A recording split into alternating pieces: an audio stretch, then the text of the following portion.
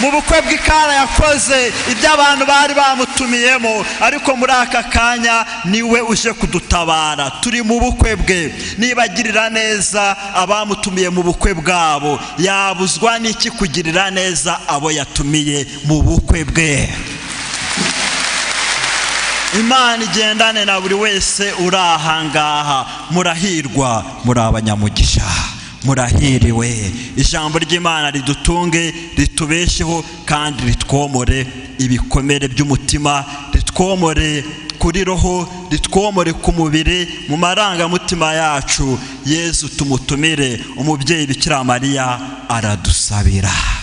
Ni umubyeyi wacu, uko yareze Kristo akamukuza, natwe aturera nk'abakristo mu misengere yacu, mu masakramento duhabwa, mu myemerere yacu, mu kwemera, mu buzima tubayeho bwa buri munsi. Umubyeyi Bikira Mariya aradusabira, arareba akabona ko hari icyo tubura, akabwira Kristo ati reba intama zawe. Kristo tebuka utabare intama zawe ziri ahangaha kandi zigutegereje, zikeneye ko uzuhira amazi y'ubugingo. Bavandimwe, uyu munsi ivanjiri yanditswe na Yohana umutwe wa 2 umurongo wa 1 kugera kwa 11, ibyo abandi banditsi b'amavanjiri bita ibitangaza, yaba Matayo, yaba Mariko, yaba na Luka, Yohani we abyita ibimenyetso. Nawe ukeneye kubona ikimenyetso cya Kristo mu buzima bwawe. Hari ababibona ko bitangaje, ariko akwigaragarize nawe muri aka kanya, kubera ko nawe uruwe, nawe watumiwe. Muvandimwe uri ahangaha, akira agakiza Kristo akuzaniye. Ubusanzwe buriya bukwe bw'Ikana, divayi ni ikimenyetso cy'ibyishimo, umugati ni ikimenyetso cy'imbaraga. Bari bifitemo imbaraga, ariko batazi uburyo bazikoresha, babuze ibyishimo, babuze amahoro. Ahari amazi hagahinduka divayi.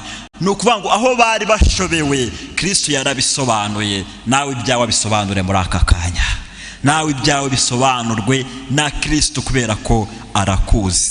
Bityo rero ingabire duhabwa, agakiza duhabwa na Kristo, kudukiza icyaha n'urupfu, akadukiza umuvumo w'iteka, niwo mugisha dufite udateze kutwamburwa n'igicane cyari cyo cyose. Arakugabira buri wese uko amukeneye. Ingabire ngo ni nyinshi, zirukwinshi, ariko zose zitangwa na Roho umwe, kandi zikaberaho kugirira umumaro kiliziya. Kiliziya yo mu rugo, kiliziya yaho dukorera inshingano zacu za buri munsi, yaho twitagatifuriza. Iyo kiliziya Kristo ayihunda ingabire nyinshi zitandukanye, ariko zuzuzanya. Ziratandukanye ariko zidasobanya, ni ingabire zuzuzanya. Buri wese icyo Imana yamuhaye akizana imbere ye mu bukwe bwa ntama, maze akongerere uko ashaka. Ese uriteguye? Umuhe ubuzima bwawe muri aka kanya. Ibaruwa ya mbere Paulo yandikiye Abanyakorinto umutwe wa 12 umurongo wa 4 kugera kwa 11. Izo ngabire zose, iyo migisha yose yakoraniye muri Kristo ikatugabirwa, uyu munsi ni mwebwe yururukiyeho, buri wese mu nshingano ze. Reba icyo Kristo yashyize muri wowe cy'umumaro, aba ari cyo ukoresha. Wirinde ikiguca intege icyo ari cyo cyose. Araje ngo agukize, kubera ko uri mu bukwe bwe. Ni Imana rero dukesha umukiro wose. Uyu mwaka turashimira Imana, Imana yaturinze. Imyaka 125 irashize inkuru nziza igeze mu Rwanda. 2025 irashize jambo yegeze umuntu, akwigaragarize, akwihindurira ukundi, ataguhinduka. Naho wagirira byinshi biguhinduka, Kristo arihindura ukundi, ukabona ubwiza bwe, kandi akakwigaragariza abengerana ikuzo n'ubuntu n'impuhwe. Ibyo nibyo ngusabira. Ngira igisengesho ryanjye kuri wowe.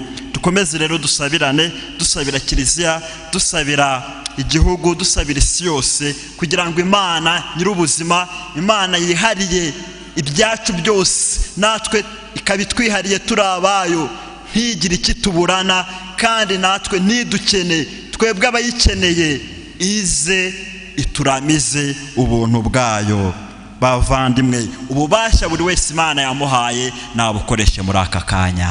Twubakiye kuri izi nkingi kuramya Imana no kuyihimbaza, iyogezabutumwa n'amasengesho yose tuvugira ahangaha. Isengesho ryawe rigere ku Mana, kandi Imana yagutumiye mu bukwe bwa ntama iguhe Roho Mutagatifu ugukiza kugira ngo ugendane nawe. Mwese abari hafi n'abari kure, abari hano n'abari ahandi, mwese abasenga n'abasengerwa, mwese Imana yitamurure mu buzima bwanyu. Icyumweru cyiza, Kristo Umukiza agendane natwe twese. Amen.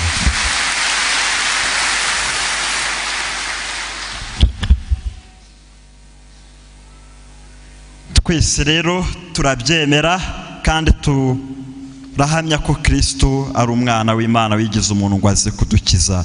Duhaguruke twamamaze ukwemera kwacu, dukoresha indangakwemera twese duhuriyeho, abemera indangakwemera, ukwemera kwacu, kugira ngo ibyo twemera Kristo atwigaragarize.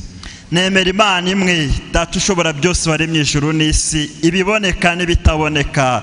Nemera na Nyagasani umwe Yesu Kristo, umwana w'ikinege w'Imana. Mbere ya byose Imana Data yari isanzwe mubyaye. Ni Imana ikomoka ku Mana, ni urumuri rukomoka ku rumuri, ni Imana nyakuri ikomoka ku Mana nyakuri. Yarabyawe ntiyaremwe, asangiye kamere na se, niwe byose bikesha kubaho. Icyatumye amanuka mu ijuru ni twebwe abantu, no kugira ngo dukire. Yasamwe ku bwa Roho Mutagatifu, abyarwa na